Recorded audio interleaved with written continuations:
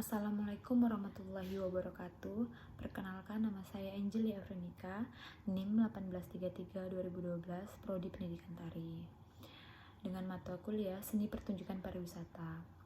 Yang pertama, saya akan menjelaskan perbedaan pariwisata dan wisatawan. Pariwisata disebut juga yaitu suatu perjalanan yang dilakukan untuk sementara waktu yang diselenggarakan dari suatu tempat ke tempat lain, dengan maksud bukan untuk berusaha atau bisnis, semata-mata untuk menikmati perjalanan, guna pertamasyaan dan rekreasi, atau untuk memenuhi kegiatan yang beraneka ragam. Dapat dikatakan bahwa orang yang melakukan perjalanan akan memerlukan berbagai barang dan jasa sejak mereka pergi dari tempat asalnya sampai di tempat tujuan dan kembali lagi ke tempat asalnya. Pariwisata dikatakan juga sebagai industri karena di dalam terdapat berbagai aktivitas yang bisa menghasilkan produk berupa barang dan jasa.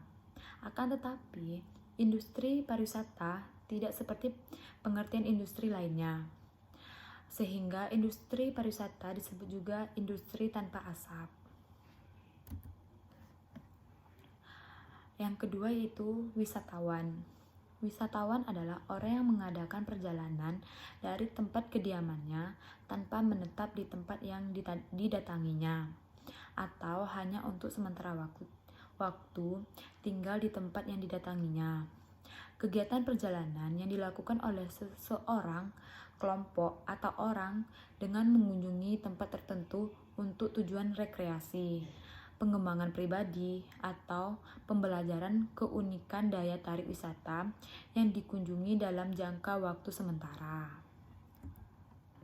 Yang ketiga, kategori seseorang yang disebut wisatawan.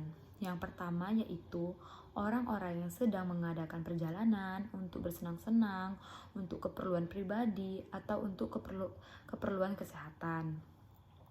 Yang kedua yaitu orang yang sedang mengadakan perjalanan untuk bisnis, pertemuan, konferensi, musyawarah, atau sebagai utusan berbagai badan atau organisasi.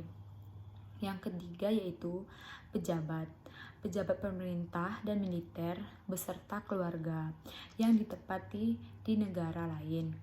Tidak termasuk kategori ini, tetapi bila mereka mengadakan perjalanan ke negeri lain, mereka dapat digolongkan wisatawan. Kriteria tempat wisata.